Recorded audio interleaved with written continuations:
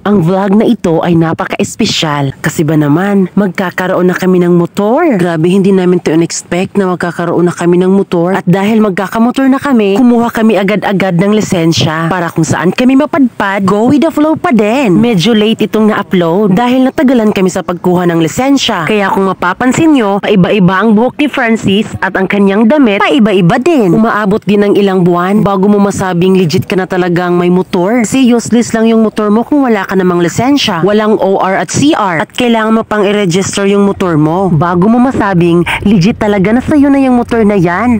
Alas 8 ng umaga nang pumunta kami sa Cabadbaran City para maglibot-libot at mag-canvas ng mga motor. Ang bet kasi naming motor is yung pwede siyang mapaglalagyan ng mga gamit sa harap. Bet mo yan, B? Oo, bet ko. Wala ko. Kakabahan ka na sa design, makalabo. Ang ganda. Yan ang sa kulong, bet. Tapos sa kulong. Merong nabetan si Francis pero naglibot-libot pa kami, baka may mas maganda pa kaming makikita doon na mga motor. Pero dumaan ang ilang oras, syempre nakahanap na kami ng bonggang motor, at ang pangalang motor na ito ay Yamaha Mio Graves. Yan yung napili naming motor dahil medyo unique siya, lalo na yung kulay niya. Super bet din po namin yung NMAX, pero yung budget namin is sa ganyang motor lang talaga. Alam nyo naman diba na nagpapagawa kami ng bahay, lalo na may ginagastusan pa kami sa fish pan. Talagang BY sa pera kung saan mo ito gagamitin, dapat importante talaga. Pinainom muna namin yung aming baby kasi daw nauuhaw daw siya. Unleaded pala ang gasolina niyan. Full tank, di baling walang bigas basta may motor. Charot lang.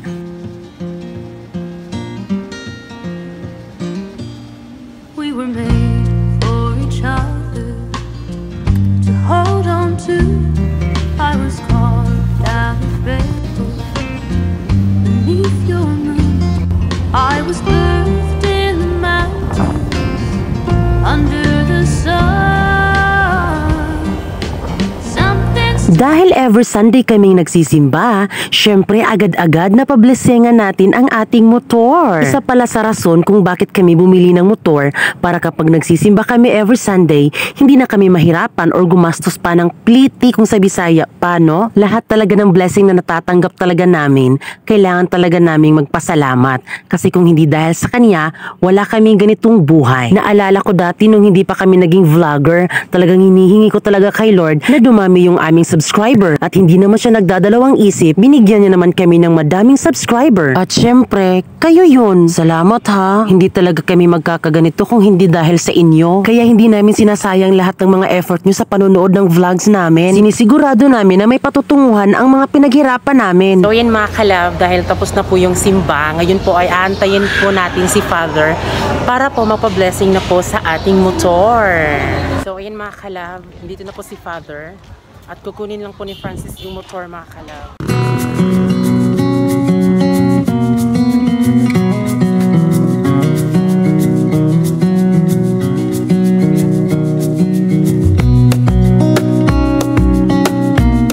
Hindi pa natapos ang blessing pero kinongrats na kami agad ni Father. Ganun talaga kapag may plano sa buhay. Sisikapin ang lahat, magkaroon lang ng magandang buhay. Wish that I could stay in this moment forever, so I can hold you in my arms. I will carry you on my shoulders as long as I'm able. Scare the monsters under your bed, deep in the abiding. Liking for you is all I need until my heart gives in. I will do everything I can for. Medyo naiyak kami sa part na yan kasi 'di ba, sino ba naman ang mag-aasa na magkakamotor kami? Ang bata-bata pa namin. Pero ganun talaga kapag may pangarap ka, kailangan mo talagang abutin. Maganda nga hangga't bata ka pa para ma-enjoy mo lahat. Gonna stay in this moment. Gonna lay here on the grass.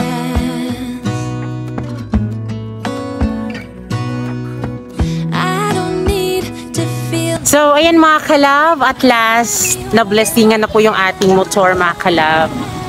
Ayan na. So ano ang feeling, B? Napakasaya kasi meron, first time na makaroon po ako ng motor, B. Ayan, maraming salamat sa iyo, Lord, kasi talagang bigay mo talagang maraming blessing sa amin binigay ngayon. Oo, at talagang, talaga mga kalab, pinapablessing talaga namin yung motor para iwas sa mga anik-anik na masasama. Kinabukasan ay sinamahan ko si Francis pumunta ng Land Transportation Office sa Cabadbaran City para kumuha ng lisensya. Pero ang sabi, bago ka makakuha ng lisensya ay kailangan mo nang kumuha ng SP.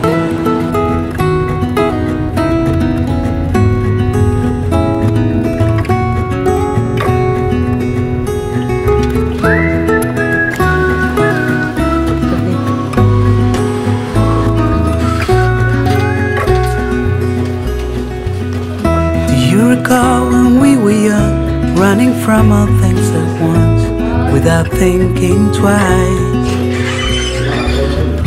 And I knew it would catch up, and that we would be the ones left behind. The stories I've been told, they never seem to leave my mind.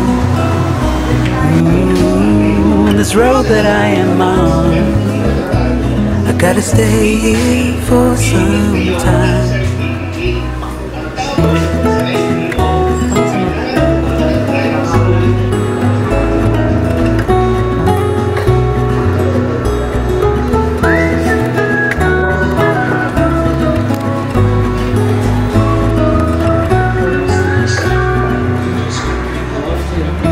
Time has gone and I grew up.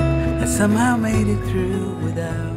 So ngayon mga kalabay, kukunin na natin yung lisensya natin, no? First time natin na makaroon ng lisensya talaga. Legit na tao na talaga tayo ngayon. so napaka hindi ko maintindihan yung may kabaw, may saya, pero makigbabaw pa rin yung masaya talaga. Dapat talaga makalab na may lisensya talaga kasi para hindi na tayo harangin sa mga LTO dyan at sa mga pulis. Para diretso-diretso lang yung ating biyahe. So ngayon tara.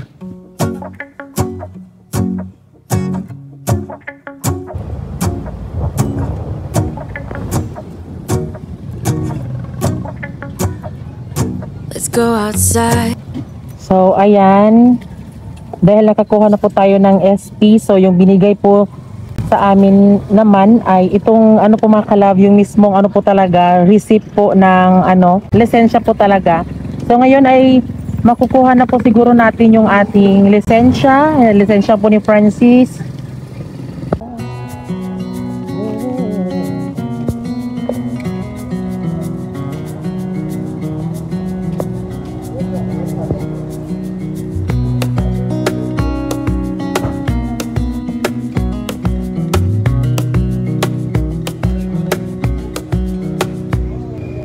Wish that I could stay in this moment. So ayan mga kalab, nandito na tayo sa bahay namin mga kalab.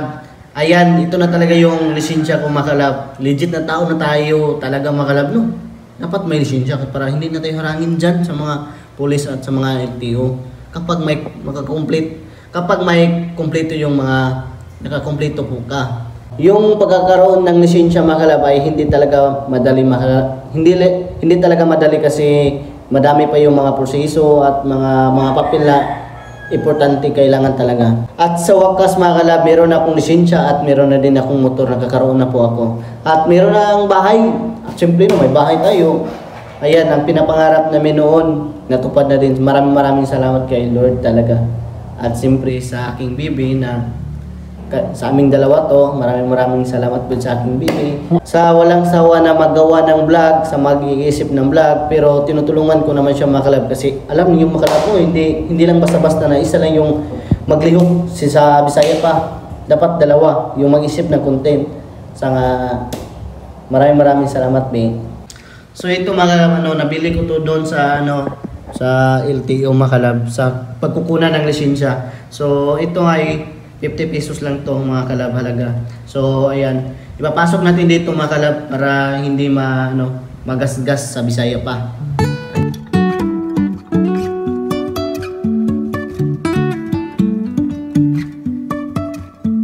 Life is a winding road, no telling where it goes. Driving through days and nights, won't stop for traffic lights.